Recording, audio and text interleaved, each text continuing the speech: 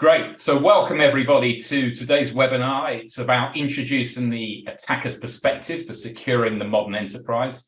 Delighted to have two colleagues joining me, Mike Heredia, VP of Sales for XM Cyber, and Saurabh Singh, the practice lead for cybersecurity at HCLTech. Mike Heredia, Mike. Yeah, thanks, Mark. Good morning, good afternoon, everybody. My name's Mike Heredia. I'm responsible for the XM Cyber business across EMEA and APAC. I've been in the cybersecurity industry now for over 20 years, working with organizations in a variety of ways. So pleased to meet you all. Thank you, Mike. And we also have Saurabh Singh from HCL. Saurabh? Thanks, Mark, for having me. Hello, everyone. I'm Saurabh Singh. I am the practice lead for cybersecurity consulting and red team. I've been with HCL for almost 13 years. In this capacity, I've worked with customers across the globe and across the vertical, working on the interesting cybersecurity topics and improving the security posture. Thank you, Mark. Fantastic. So we definitely have some very experienced hosts today. So let's jump straight into it with the first topic question today. We'll start with an easy one in terms of the question, but I'm sure it's a complex answer. So I'd like to ask you both, what are the most common types of cybersecurity challenges that enterprises are seeing today from the work that you're doing out in the field and out in the market? Mike, can I ask you that one first? Yeah, so if we kind of skip beyond, some of the obvious things, for me, you've got very dynamic and innovative threat actors that are able to change their approach and innovate very fast. And this is kind of combined with, a highly complex, dynamic attack surface. So there's a lot of change that organizations have to deal with both externally and internally. And then when we add on top of that, just the business backdrop and the business landscape. So you've got things like digital transformation with migration of lots of services over to the cloud and being driven at pace. Change is very difficult for security teams to deal with. Then we've got things like, a much more aggressive drive towards digital business models. So driving things like third-party integrations and deeper connectivity. And then, on the back of the recession, we've got things like M&A, divestments, and other very fast changes in business strategy. So, I think these things are causing security teams big challenges. And really, when you think about security changing from just being there to protect the business to really being able to securely enable it. Then, I think the other area is that the cyber security, the operational model has kind of evolved in a way that works actually against most organizations. So, we call this the big disconnect at XM Cyber. So, most organizations have invested in lots of technology, so they can see the list of vulnerabilities, they see the list of misconfigurations, the gaps in compliance, the user issues, and the lists go on and on and on. It's very difficult to prioritize the lists, but also organizations really struggle to see exactly how all of these technical weaknesses work to the advantage of the attacker to ultimately reach the critical assets. So, organizations have a simple question, are the critical business assets at risk? And sadly, this is a question that they really struggle to answer, and certainly on an ongoing basis. So, yeah, that's my view. Saurabh, over to you. Yeah, I think, as we all know, cybersecurity landscape is ever evolving, right? And the pace of this change has been changed dramatically. There are multiple factors to it, right? To name a few, I think the ongoing geopolitical situations and the pandemic that we have seen and gone through, that has brought about a lot of change. Most of the organizations now are undergoing major initiatives, if we talk about. So, for example, most of the organizations are adopting digital transformation initiatives. Many organizations are migrating to cloud, whether in its entirety or in pieces of their business. Most of the organizations are now enabling secure or are in the process of enabling secure remote working conditions for its employees and stakeholders. At the further end are organizations which are adopting niche technologies like 5G and edge computing. With all these variables in play, these security practitioners are now hard pressed to combat the dynamic threat landscape, protect their perimeterless environments, stop malicious activity, and then definitely manage the risk. So those are the primary challenges that we have been hearing from our customers across the globe. Well, it's certainly a lot for the modern CISO to be dealing with. We've got, just putting out the summary here, we've got cloud, we've got geopolitical activities, we've got this constant change and new technologies are evolving. And but something that we're certainly seeing, we carry out an annual impact report, and we see a huge increase in vulnerabilities. But the challenge of dealing with the volume, but identifying, as you both said, the criticality is a real challenge, because that's finding that needle in the haystack, and that's certainly something that we hope to be able to do. So we know what that's the easy bit. What are the challenges? What do you see then, Saurabh, as the existing approaches? How are organizations dealing and grappling with these issues from your perspective? Yeah, so I will divide into a perspective of past and present. So if we talk about the past, if you ask any security practitioner on the kind of assessment tactics or the kind of assessment approaches which they have been adopting, what you are going to hear most of the time is they use a set of meaningful assessments like vulnerability assessment and related matrices, accumulation, penetration testing, red teaming. And to the further end, there could be very few organizations which were doing the simulations using homegrown malicious simulation attacks on the clone environment. So that is what we have seen in the past. Now, the challenge that you asked with this assessment, so the disconnect which we see, we'll keep vulnerability management aside for a minute. We'll talk primarily about pen testing, red teaming that teams have been doing. See, both or these assessments are point in time, and they are manual heavy, right? So point in time, they don't mature well over months. And secondly, being manual, it largely depends on the expertise of the teams which are performing those tests. And then they lack the efficiencies which can be brought by an additional tool or platform. At the other side, about vulnerability management, we all have seen organizations adopting vulnerability assessment or management in varying phases of maturity.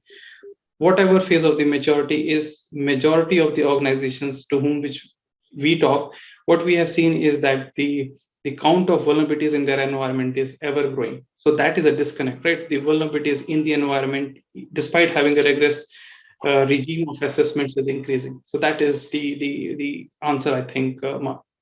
Okay, thanks, Saurabh. And Mike, from your perspective, would you agree? Are there any other points that you'd like to add to that? Yeah, I would agree, and I just want to kind of expand on this, that the point that Saurabh raised about things being very much point in time. Resource is a challenge, and the fact that things are point in time and a lack of resource means that it's very difficult to cover all threat scenarios across all of the environment at any given moment in time. Now, as we've already said, the threat landscape and the internal attack surface is very dynamic. So point in time isn't enough. Compliance mandates call for annual or half-yearly or quarterly pen tests. How is this ever going to be sufficient? The answer is it's not, and we have to evolve beyond tick box based security for compliance purposes to really managing risk to what the business cares about most, the critical assets, on an ongoing basis. Another example, third-party risk. Depending on what survey you read, one of the major sources of breaches is through connected third parties. But a third-party risk approach around, questionnaires or checking to see what compliances they have isn't enough it doesn't answer the real question, which is, if my third party is compromised today, what's the risk to my business, and what do I need to do to prevent that very likely scenario from actually having an impact on me? Monitoring isn't enough. It doesn't keep pace with the attack surface. Organizations, despite investments in, sort of AI and all the rest of it, don't have a smart way of easily configuring monitoring tools like SIEM and EDR to accurately detect and spot risk in their environment that has an impact or could have an impact towards the critical asset. So point in time is not enough. Monitoring that lacks context isn't enough. And Saurabh mentioned about vulnerability management. I've worked in vulnerability management now for about 12 or 13 years, and what I can see is that this is too much focused on risk on critical assets. Now, it seems very logical that you would want to remediate vulnerabilities on critical assets, and you should. The challenge is you can't do it quickly enough. And if you focus your efforts on the critical assets, what you're saying is the attackers can move through the infrastructure to reach the critical assets.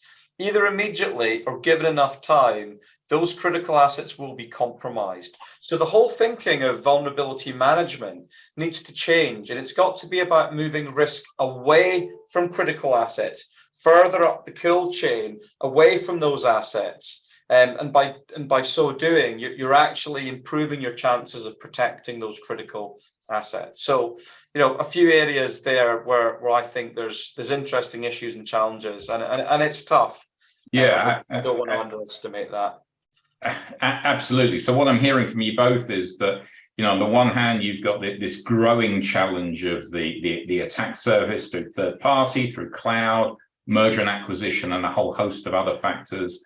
Also making it very dynamic, very elastic to keep the traditional boundaries are no longer there, and the current or traditional techniques are really no longer fit for purpose in this new world. So I guess we then need to look at, well, okay, if that's the case, what can be done to address those new challenges? What are the ways and the techniques and the solutions available? Saurabh, I'd like to open that up to you first of all to talk about HCL's approach for this. Yeah, so Max, the HCLTech's approach for this is the service offering that we have launched, the Managed Attack Path Simulation Services. As the name suggests, the maps helps organizations to visualize the likely travel path that an attacker will undertake once he or she is in the environment. He or she has got a foothold in the environment. And the map service offering is based on two truths that we have encountered or we have heard from our customers. So the first one being unknown vulnerabilities will likely exceed the known vulnerabilities in the environment, right? So despite having a rigorous regime of vulnerability management and penetration testing, unpatched or unknown vulnerabilities will exist in the environment. And the second truth is known vulnerabilities on critical assets. They do exist. Even the organizations are aware those vulnerabilities exist because of the difficulties, probably, for example, getting the downtime in patching those critical applications. So based on those two truths, we created the service offering of Managed Attack Path Simulation Services. In essence, what it does is it enables organizations to prioritize security resources and efforts so that the allocation of those security resources and efforts can happen in the areas and avenues which can bring down the threats by considerable amount. So that is what HCL Maps is all about, Mark. Okay, so let me push you a little bit on that though, Sarah, because people out there will be thinking, oh yeah, another tool that I have in my armory that's going to sit on the shelf. I've got a vulnerability management tool. I've got a CSPM. I've got a whole load of tools. What's really different? Why is this going to make a difference in terms of the service offering around maps compared to what's already been invested in? Yeah, so that is a great question, Mark, and I think that is the question we have been hearing from everyone. We have to look at the service, the test type, right? In essence, it is a closed loop testing. And on the other hand, the other testing mechanisms are open loop testing. Being closed loop, the maps helps organizations to evaluate their environment against the threat indicators and attack behaviors, helping them to visualize the misconfigurations which exist in the environment and I've been repeating, right, the likely travel path. That is what is important. Security gaps do exist, and this service offering helps to enable and identify that which are the likely paths. It is not only tool dependent in terms like our customers get a visibility on the vulnerabilities which exist. We provide actionable intelligence that can be actually worked upon, and then there is a layering of service in terms of remediation governance that we bring in. Fantastic. Okay, and Mike, you're very vocal about vulnerability management tools and the gaps and failings of them in the past. So, yeah, from your perspective, how does this differ? What's the value that's going to be added for the modern CISO? Yeah. So look. Firstly, it's continuous, right? It's not point in time, right? It takes into account the changing threat landscape and an organization's attack surface today, and really looks to see how these things may have changed today, yesterday, the day before that, and the week before that. Prioritized output, but prioritized in a way that shows risk towards the critical asset. So by understanding the attack paths, all of the ways in which the attackers can ultimately reach the critical assets, it gives you a very clear visual way of moving that risk further up the kill chain. So it's not about a kind of a theoretical risk aligned to something like a vulnerability with a high CVSS score, which in isolation may pose zero real business risk. It's about looking at all of the characteristics of the attack surface as they combine together. So what I mean by that is vulnerabilities in isolation aren't enough. Attackers leverage many things. It could be misconfigurations. It can be poorly configured network access, other misconfigurations, credential issues, right? When we look at our customers and the work that we help them with removing attack paths, often credential issues are the source of lots of risk. So just looking at vulnerabilities or another technical exposure category in isolation isn't enough. And we really need to look at the attack surface in its entirety through the eyes of the attacker. I think the other area where this is different is that it's about efficiency and how do you mitigate risk in an efficient way, because nobody's got enough resource to fix everything all of the time. IT teams have been burnt for many years by security teams, almost throwing big, long to-do lists over the wall.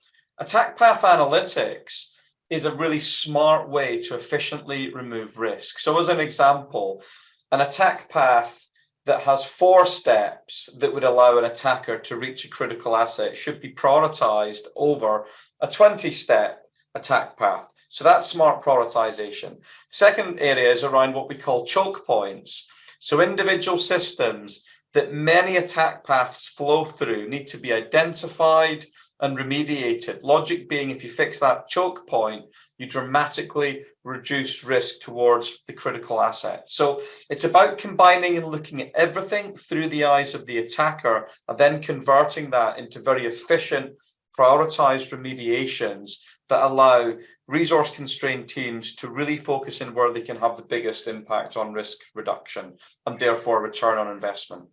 Okay, and on that efficiency and return on investment, let me just dig a little bit deeper on that, Mike, because some of the questions I'm coming in are very positive, but are asking, so how do you prove that? How do you justify that in a real life commercial environment? Yeah, so Forrester recently did some analysis across XM Cyber customers. And so what they did was they looked at operationally how the technology was being used and the benefits that the organizations were seeing on the back of that from a financial perspective. And this was an independent Forrester study. A vendor can't influence that. What they did was they created a composite organization and they discovered that there was almost a 400% ROI in terms of risk reduction and resource savings The composite organization saw millions of dollars worth of benefit over a 3-year period and a payback in 6 months. So this whole different and fresh way of trying to figure out not only how do you reduce the resource it takes to manage risk, but how you then drive that through operational process in a much smarter way has a dramatic impact on risk. Forrester also saw that there was around about a 12.4 million reduction in remediation and lost revenue and other breach-related costs from customers using XM Cyber. There was a 1.4 million cost saving in pen testing, because now, of course, with XM Cyber and the service that HCL provide, you have continuous penetration testing of all of the infrastructure all of the time. So your requirement to run ad hoc pen tests outside of compliance goes down. And then when you're looking at things like the labor costs involved in deploying patches, the efficiency drove benefits of run about $700,000 per annum. And this was, of course, across a composite organization that Forrester created.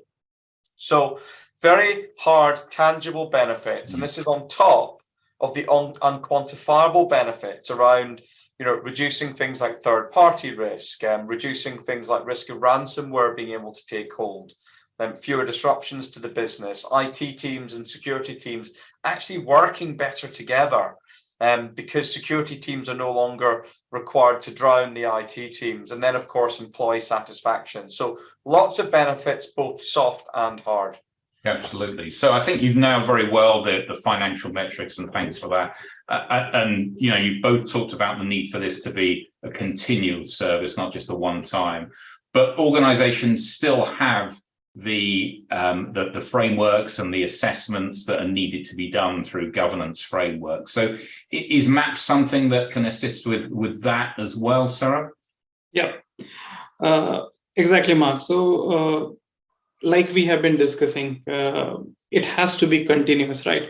But through MAPS, what we also enable our customers is that they can have a one-time breach readiness view.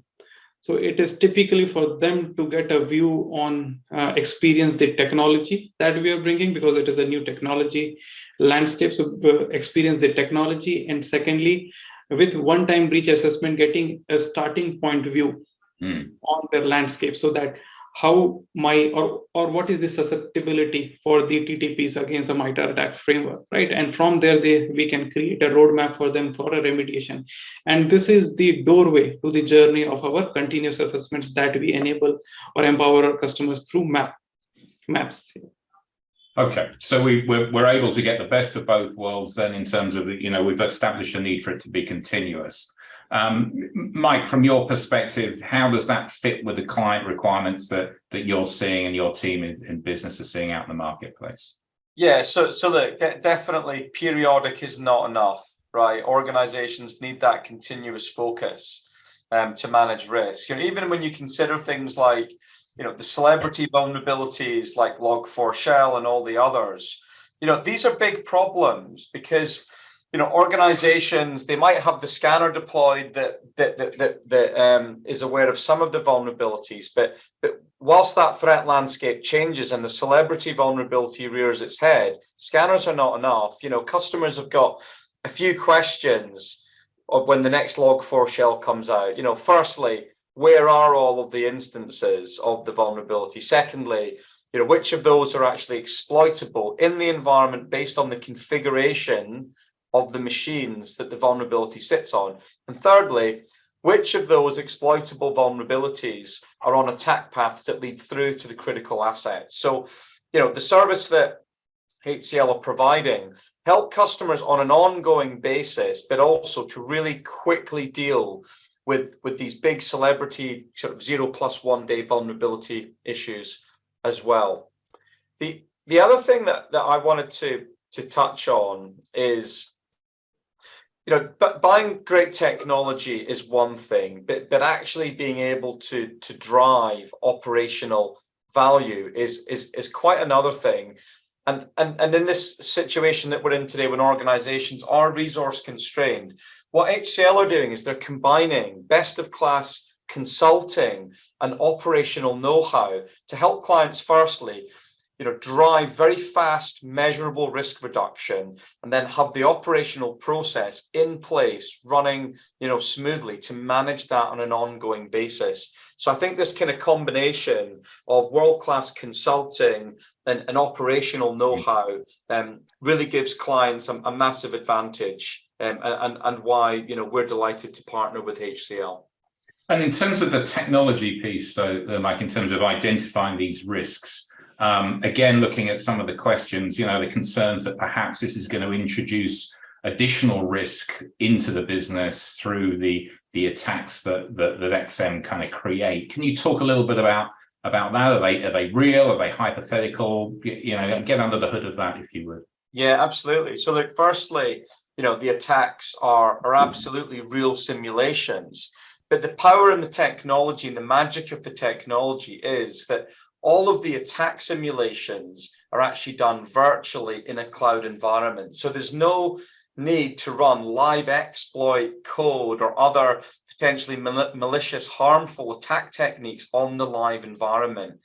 In the XM Cyber platform, we have think of it as almost a digital twin, a virtual representation of the organization's and attack surface. So an understanding of how the desktops and the servers are configured, the user permissions, the Active Directory insights, the vulnerabilities that exist, and the network access that's available within the organization. We then overlay on top of that all of the different attack techniques and are able to calculate how attackers would use those to move within the infrastructure and eventually reach the critical assets. So all this simulation is done in a completely operationally safe way because it's done virtually in a kind of a virtual twin or sandbox of the customer's environment. So, it's super smart technology and completely operationally safe. And that's why we can run the simulations continuously across all of the infrastructure all of the time and extend well beyond what traditional pen testing and red teaming can do. Okay, that's great. So look, we're coming to the end of time. We've covered a lot of ground in a short space of time around the challenges, around the current ways and tools and techniques, and how we think that maps can help overcome these and address the very real threats that continue to occur. Saurabh, I'm going to give the last words to you before we close. What else would you like to add or leave our listeners with in terms of a few parting comments and thoughts from your side? The parting comments from me would be, see, as the attackers are getting smart, it is time for us to get smart and act smart. And that is where not only knowing the vulnerabilities, that is not sufficient. So we have to get the view and perspective that attackers would get in our environment. And we have to empower ourselves with that view, and then work on the remediation which can thwart the maximum threat. And that is how we can secure the organization and enable the secure working condition for all of our stakeholders. So it really is a coming together of use of technology, but still people skills and services to combine those two is going to be the answer to this big and ongoing challenge. Mike, Saurabh, that's been great. It's really appreciate your time and input. I hope that's been a good use of your time and to those listening as well. It's all we've got time for now, so we'll close it there. Thank you again, and look forward to seeing you and hearing more feedback from the audience. Thank you, everyone. Thank you. Thank you so much, Mike.